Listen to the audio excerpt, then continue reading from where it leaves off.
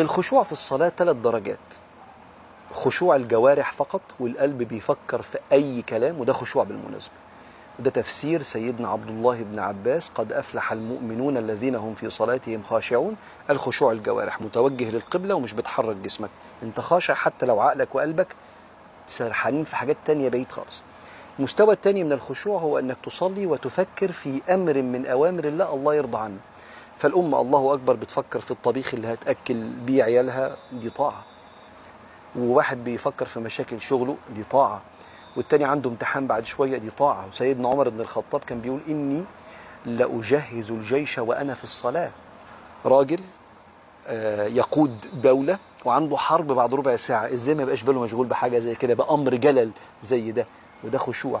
المستوى الثالث التفكير في الله وفي الآيات القرآنية، وتجنيب كل حاجة إلا ما أقول من آيات، والتوجه لربنا، ودي أعلى مقام. بس الثلاثة اسمهم خاشعين، والثلاثة يحق فيهم قول رب العالمين: الذين هم في صلاتهم خاشعون.